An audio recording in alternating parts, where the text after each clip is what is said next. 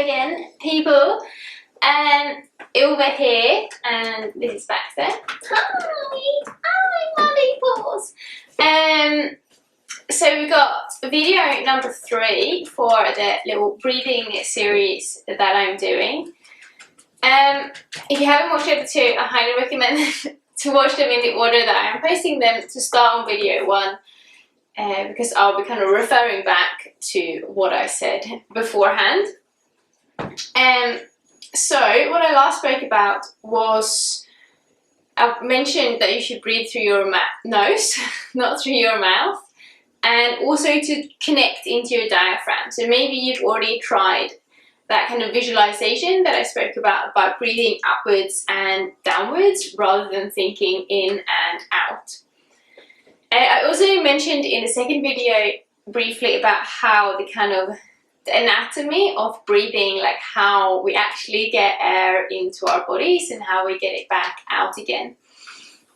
So as I mentioned, it's not kind of a case of the air rushing in through some kind of suction muscle in the nose that then expands the body. It has to happen the other way around. There needs to be expansion, and that then allows there to be a flow inwards to fill up the space that is created. So creating space is kind of number 1 for the breathing, and then the air will come. And then the same with it, kind of letting all those muscles relax, or if you're in a hurry to get the air out, using your muscles even more to kind of squeeze the air out.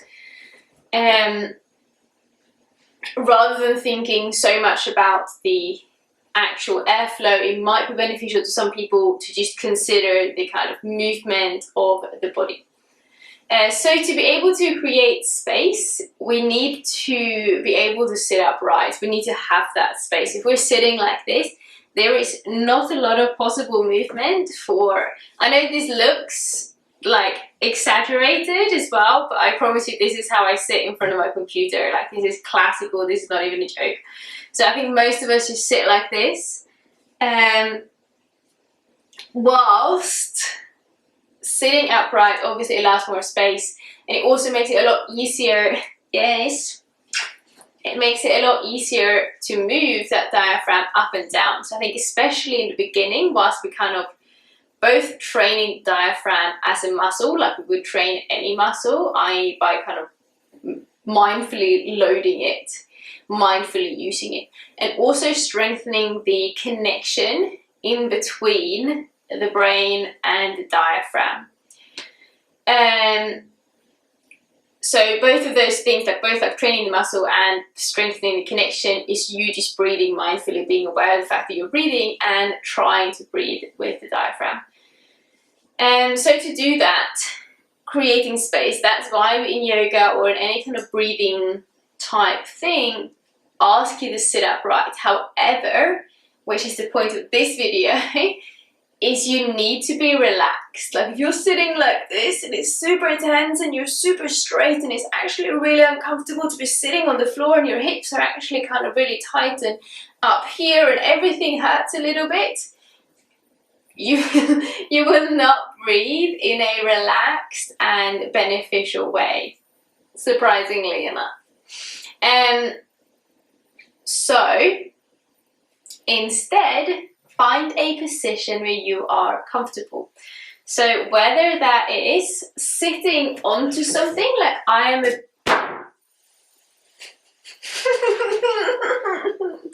am a big fan of sitting on a block. I will mention it all the time. I know that in this day and age, especially when we're doing so many things online, we want yoga to be accessible, so we don't tell people to use props because we don't want people to feel like they have to buy things to do yoga, which is 100% true. But also, if you are serious about looking after yourself, surely you can buy one less piece of chocolate. I buy chocolate all the time. I'm not saying that you shouldn't buy chocolate.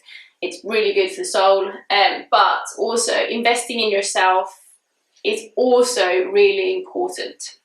So if you're serious about your health, if you're serious about your breathing and about your yoga, I highly recommend getting some props. A block of this size to sit on to make it easier to breathe is surely worth £5 or whatever they are. I also really like these blocks, but for another reason, for another video. So all you do is just sit on top. It's a lot easier if you're not sitting on me. You just sit on top of the block. You can sit on the kind of front edge of it to help just tilt your pelvis forwards. That will really help. I'm going to show you from the side, unfortunately for Baxter, because he will have to move. Basically, one of the reasons, especially sitting on the ground, but also sitting in a chair might be uncomfortable, is if we have short hamstrings. They attach kind of on our sit bones. So if they are short, when we have our legs out, or even if we have short hips or anything, this can pull on the kind of bowl that is our pelvis. So quite often, if we have tight hamstrings, we kind of end up sitting behind our sit bones and kind of on top of the tailbone, making us sit a bit like this. It's also a little bit hard on the core muscles. And again, I might be exaggerating a little bit, but to try and find a little bit more length, if there is no length in your hamstrings, that cannot be found. So having a block can be super beneficial to just perch your bottom onto. However, don't carry on with that same kind of leaning back. And obviously, you don't actually need it to be a yoga block. It can be a book or anything else that you may have. Just a pillow or a folded blanket is also super helpful. But you want to sit almost at the front edge of it. So you're almost kind of falling off the front. This will help tilt your pelvis, make it easier for you to have your hips underneath your chest.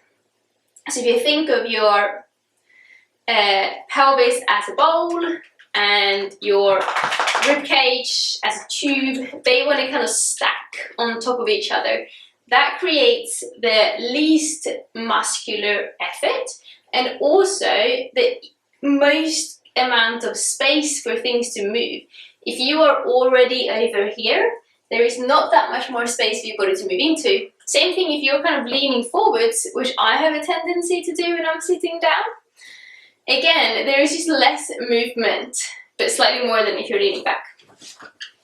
So, when you're doing a breathing exercise or just when you want to train your diaphragm to become a little bit more efficient and a little bit more connected to your brain, sit comfortably. And maybe that means that you're literally not even sitting cross-legged on the ground. Maybe you are sitting in a chair with your feet on the ground. Whatever you choose, make sure that you are comfortable and that it feels relaxed to have your body fairly stacked. And it's not about being as tall as you can, it's just about positioning the ribs on top of your pelvis. So that should help you breathe with a little bit more ease.